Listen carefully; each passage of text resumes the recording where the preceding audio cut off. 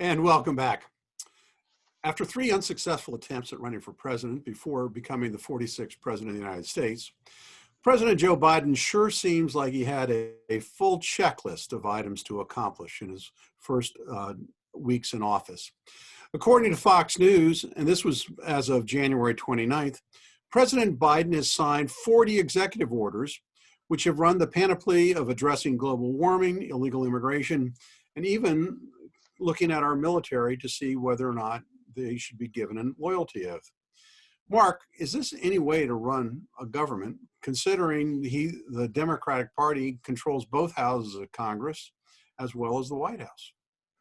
Well, procedurally, I guess this is the Republicans' opportunity to complain about executive orders, which is kind of ironic since for the last 40 years, the Republican president was making a few executive orders.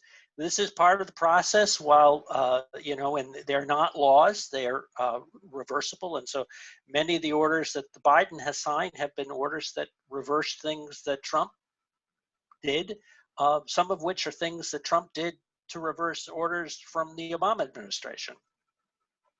Well, but I mean, you bring that up, but President Trump attempted to issue an executive order regarding DACA, and that was an executive order of President Obama's, and a district court judge and a circuit court judge, Court of Appeals, said that he couldn't do that. So they're not necessarily voidable by the successor president. So, well, you're right. I mean, in that particular one is where you're dealing with the intersection of for law. So an interpretation of the way a law is being implemented.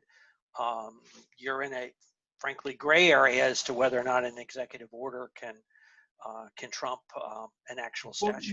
Which doesn't mean that the executive order. Sorry, go ahead. Some of these have been very controversial. I mean, the first day in office, President Biden shut down the Keystone Pipeline, which by some measures will kill 11,000 or more union jobs here in the United States. And these are well-paying jobs. And I hate saying this, but the response from the White House is, well, they'll get jobs eventually. These guys need jobs today. Why are some of these actions being taken so precipitously is my question. Well, I don't know if they're being, yes, he did that quickly. The Keystone Pipeline has been far from a precipitous activity. I mean, it was under deliberation for many years under the Obama administration, and then was proceeded forward under the Trump administration. So this has been 8, 9, 10 years in the process. So I mean, there's been a lot of deliberation over that, and I think it's always the tension that's there between environmental protection and jobs, and it's a case can be made in both places. And the challenge I think we always have to address is if you're not doing this, if you're not allowing this to move forward because of the environmental protections you seek to put in place, then what are we doing on the other side to make sure that those jobs exist in another capacity? And I don't, and unfortunately, you take any policy like this, an executive order, and you look at that as one point in time, and that was a thing. And so the question is, when you start to look at that more broadly, what is the overall jobs plan? What's the overall economic approach to making sure that we get not just those 11,000 workers or whatever the appropriate number is, but the rest of the country back to work at a time when we've had millions of people who are out of jobs in industries that probably aren't coming back to the way they were before the pandemic? Well, I think if you want to look at this but I mean, look, I get the fact that there is a new party in charge, but it also seems from a good government perspective that some of these executive orders didn't think out the consequence of the action. I mean, for example, on the immigration policy, if we are going to reverse our immigration policy, how are we going to treat those people who are seeking to come into the United States?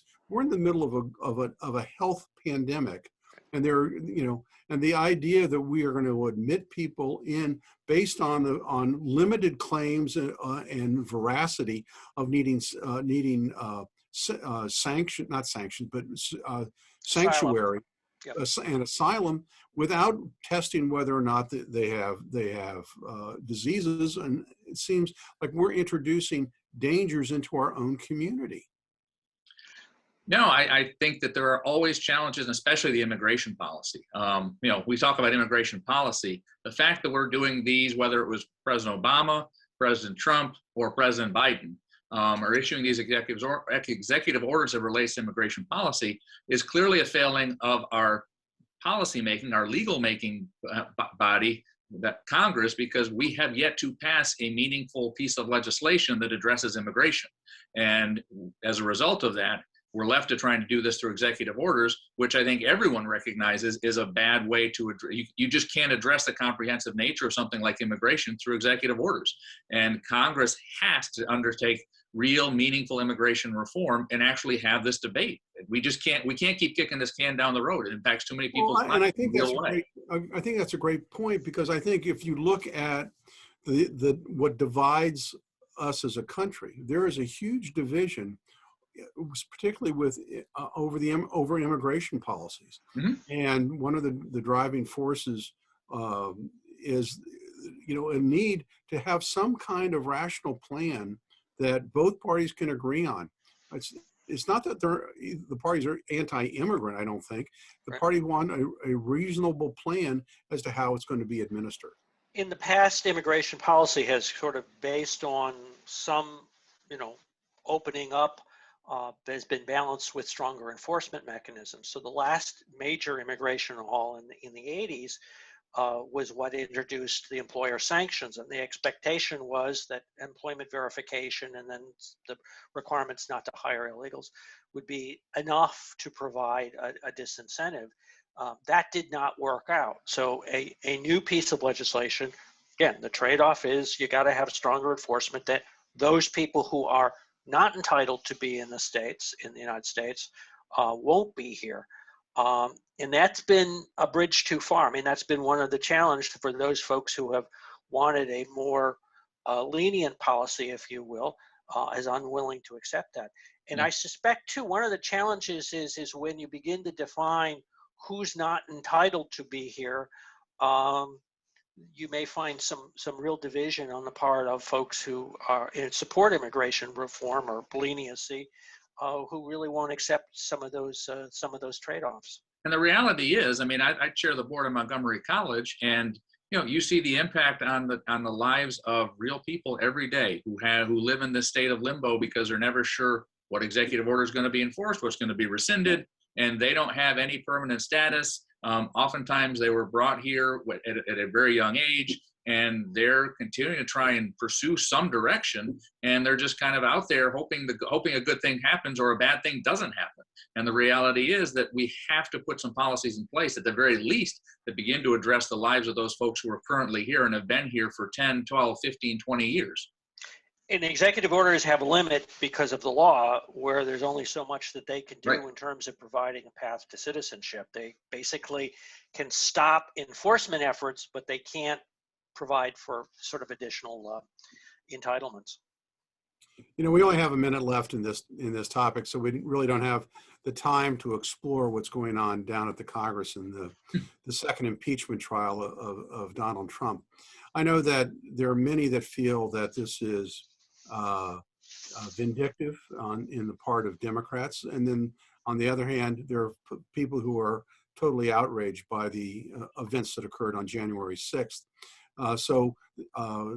Since we're in the middle of the Senate trial, we'll address the impeachment next week on our show when we come back next week.